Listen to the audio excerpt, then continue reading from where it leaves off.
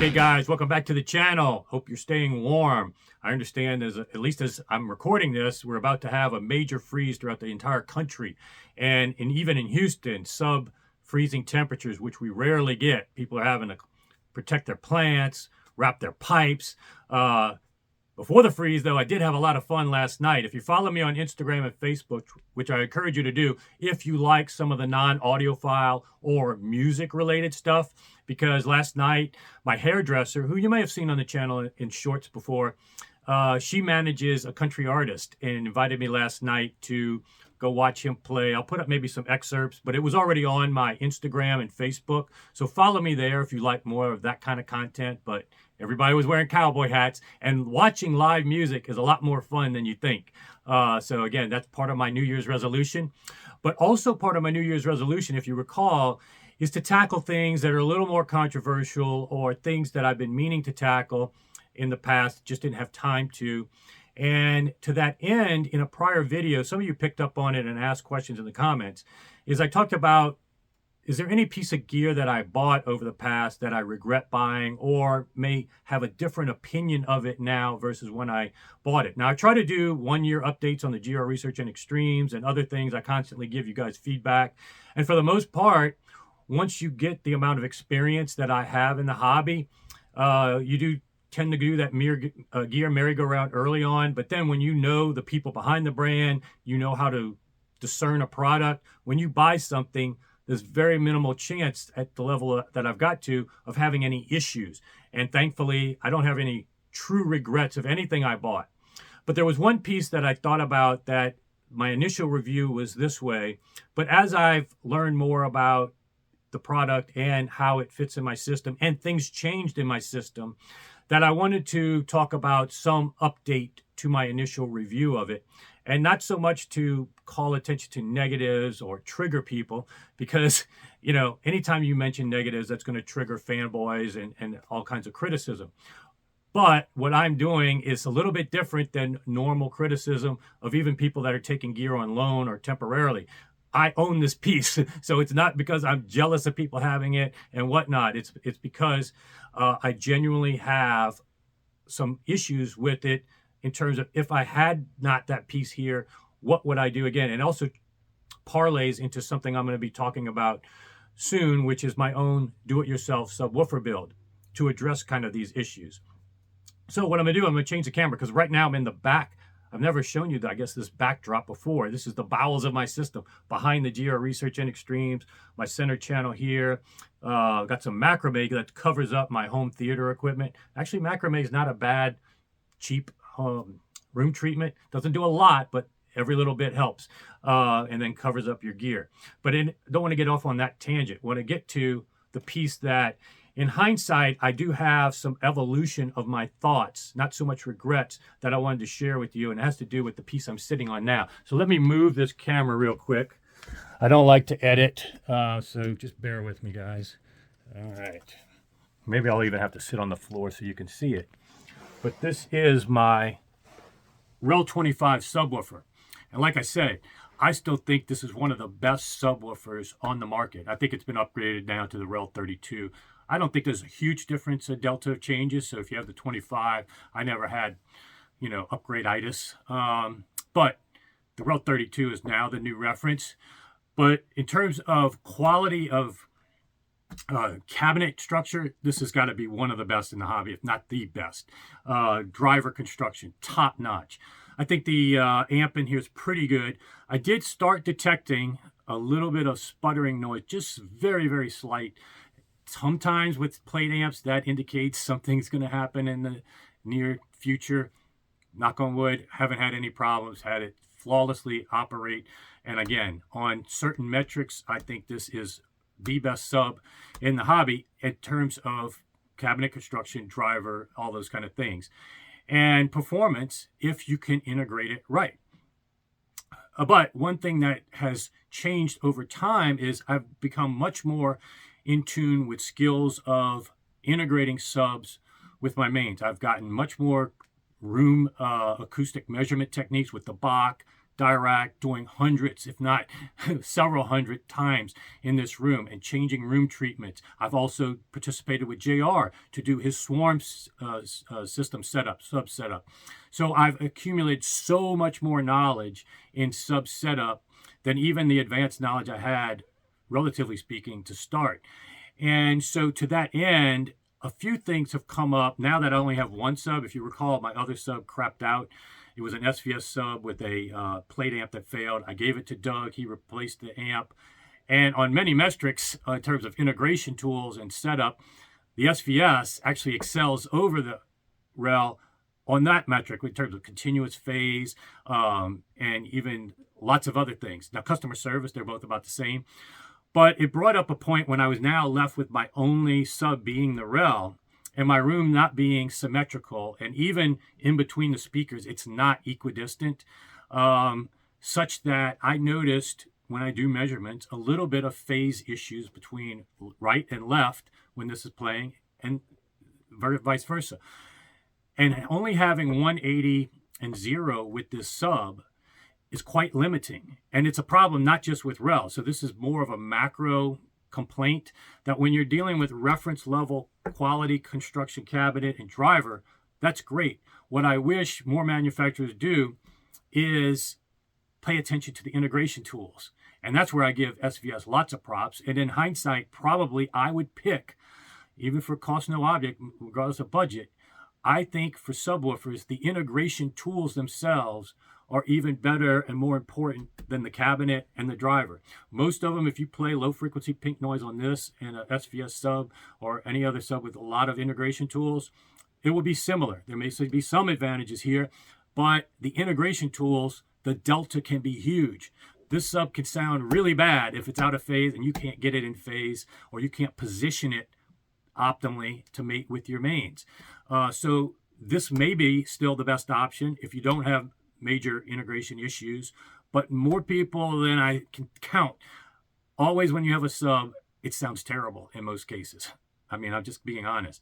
And I've heard the REL stacks. I've heard it sound good, but without the tools and the extra DSP and crossover slopes that I have with the mini DSP, not only in type from Linkwitz, Riley, or Butterworth, but 6, 12, 24, being able to try all of these different slopes, you would not believe, and I can prove it with measurements, but and also with your ear, just with the test tone sweep. Even my grandma could hear how different it sounds and how much better it sounds if you can optimally mate it. Not to mention timing at your listening position. Now that I have timing tools, and almost nobody can set up their subs exactly time aligned with their mains. Some people can, and that's great. Then you don't need to worry about the caveats I'm talking about. But I'm talking about in most homes I go to, this is way off from the main speaker driver, both in distance and from other phase-related issues and room-related issues. Can you get it to sound good without these tools? Yes. Can you get it to sound optimal? No. And one of the things that is my pet peeve is not so much two things with REL that I didn't like that I saw that they promote. I don't blame them because every company's got a marketing side, and you're going to tout things like the high level connection here. Again, I talk about respectfully disagreeing with people, and I'm respectfully but strongly disagreeing that high level connection that REL promotes is the best option. And I don't blame them because it's nice to have that option if you don't have that with your preamp extra outputs, or just your standards are a little bit different and that's what you can do. It's nice to have that extra option to connect this, but it's no way, I cannot find one logical reason it's better. And what I really have more of a problem with is not REL touting it and spinning it a little bit more positively than I think they should. But I see, even I just recently heard that Paul McGowan on one of his PS Audio videos said that high level is superior. I can't, nobody ever explains why, except the major spin for it being positive is the claim that because you're taking, with a high level connection, you're taking the taps off the outputs of your amp and running it straight to this sub instead of driving it through a crossover. or other means, direct outputs, RCA in, XLR in, or 0.1 in if you're using home theater. They say that you're getting the flavor of the amp to mate with your sub such that it's now better because the same flavor. I personally find it almost insulting. You don't have to be a high IQ person to find this, at least for me, I find it an insulting level of spin, because let's talk about this. If you want to disagree, that's fine, but make sure you disagree and cover these few points that I'm going to make right here. Number one, what about the flavor of 30 hertz, 40 hertz? This thing's playing 30, 40, probably at most, hopefully at most that's audible if you cross it over properly integrated. Probably not playing much more than 100 hertz, maybe some extra harmonics down. But what flavor are you getting at that? I mean, you can play pink noise and see for yourself high level versus 0.1 in or RCA ins. What flavor are you really getting at that low frequency that's so important? And if it is so important, if that is so important to have the same flavor, then Rel and all these other people should be using passive subwoofer cabinets and buying the exact same amp that they use on their mains for their subwoofer. If you really believe that, that's what you should be doing. The thing that doesn't make any sense is they think that the subwoofer is getting the flavor from your main amps when it's going through a plate amp here. The actual plate amp here is driving the speaker. Much of the flavor that you get with your amps, and you can see this if you attach it to different speakers. A tube amp may sound one way with some certain type of floor standards, and then a different way with another type. It's because the flavor of the amp comes out in how it's actually driving the driver, the different impedances, the different demands, the crossover it's got to go through. With this high-level setup, the amp is not driving this driver. There is no flavor. How does that flavor get through all the way over here, go through the plate amp, and that plate amp doesn't add its own flavor, and you're still getting some purity? I mean, I find that insulting. To not even, you don't have to have a high IQ, just common sense, thinking it through. It doesn't make sense to me. Then the other thing about this high level that gets exaggerated, in my opinion, again, fine to offer it and tout it as an option for people that can't do it the right way. But saying that's the better way on an even bigger metric is a problem for me, because the whole reason you want a sub, at least a large reason, is you can alleviate those demands on your main speakers and your amps such that you get a better flavor from your amps, because you're now relieving its ability, a need to drive your main speakers at low frequencies. That is what takes the most of their power, stresses them the most, and also stresses the drivers in your main speakers, such that now they have to cover more frequencies. With high level, this is playing the exact same frequencies as your mains. There's no cutoff, there's no crossover. I find it even shocking that Paul McGowan would do that, say that the high level is better, because what is the difference between having bass drivers in your cabinet versus over here? Suddenly, when you take the bass drivers and put them over here to get a full range treatment, you don't need a crossover. But in the PS Audio's own speaker that's supposed to be full range, they run crossovers between the drivers. I mean, to say that putting it in a separate box and even moving it somewhere else in the room would necessitate a crossover even more, because you've got distances and other things, phase things that you have to worry about. I don't think even Chris, who's a very acclaimed, that's on staff at PS Audio and design their speakers, would agree that high level, having the driver somewhere else in the room playing the exact same bass frequencies as the driver in your mains, it makes any sense at all. Otherwise, their speakers wouldn't have any crossovers in them. It's silly to me. The benefits you get are so far outweighed by alleviating that demand on your mains, your amp, and then properly integrating it such that now you can take measurements, find the right crossover point for your room. That maybe for different people, the exact same gear, it may be a different crossover point because of the room and how your speakers are interacting and what listening position you have. That gives you so much control when you can cross over your mains to this to integrate it properly. Just blanketly having this play up to whatever you set this crossover in, and then leaving your mains to play everything like it is, you're killing so much of the benefit that you can have from having a sub. Better flavor, in my opinion, if you properly cross it over. Now, the only other thing I would nitpick, and this is more on REL, not so much PS Audio.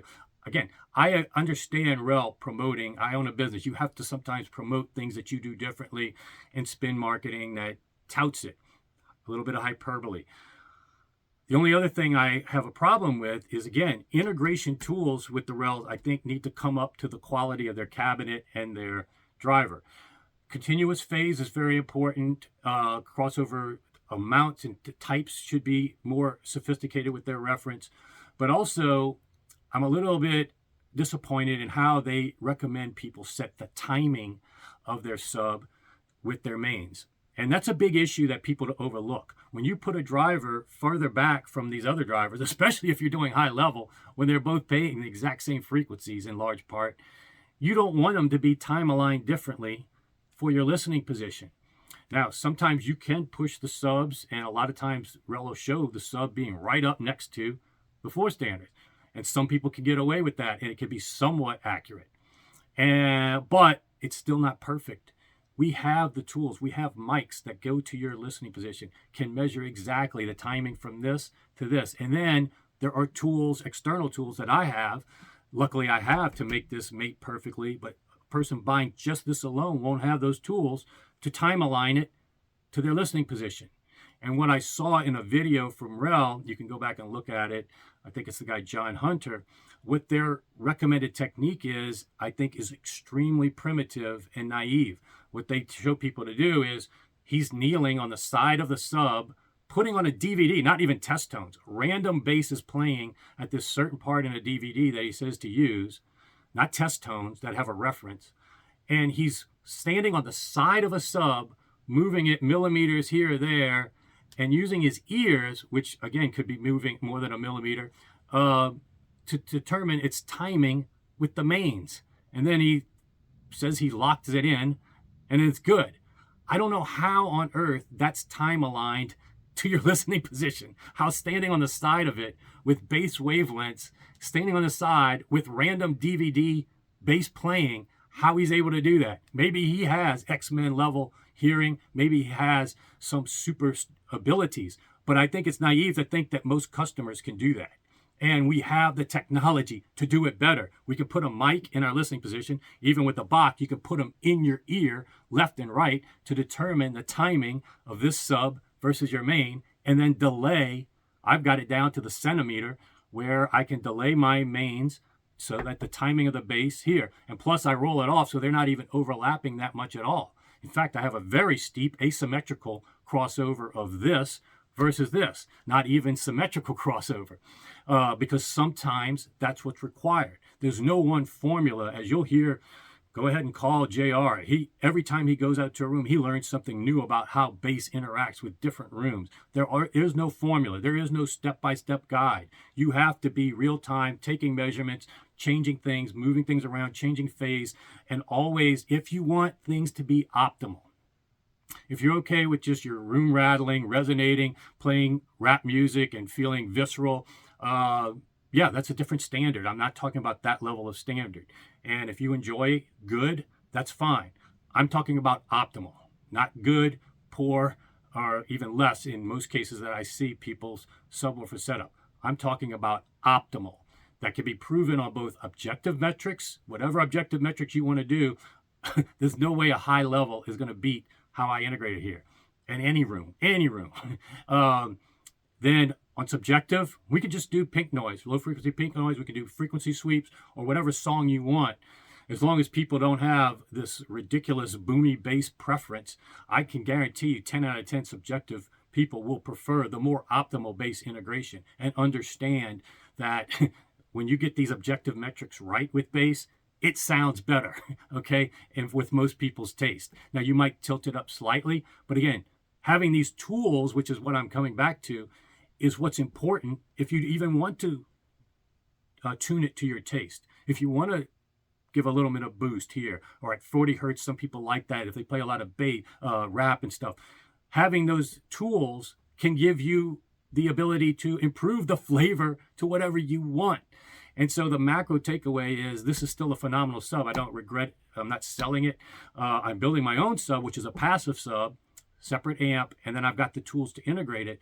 I just would like in the future for reference level subs like this to have integration tools and setup techniques that are much more sophisticated for high IQ audiophiles and those with demands that are super high. Because one of the number one things I see constantly is, or hear constantly is, any room with subwoofers often has a severe problem in the bass for my taste and for the standards that I have been able to graduate to. I haven't always had these standards because I hadn't ever heard perfect bass, perfect integration. So be sure before you start criticizing, have you ever tried integrating it with these tools? Have you ever tried doing it this way before you knee-jerk just say high level is better?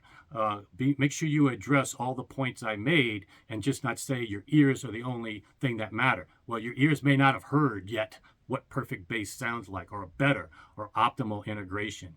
So I just wanted to get this little video out here.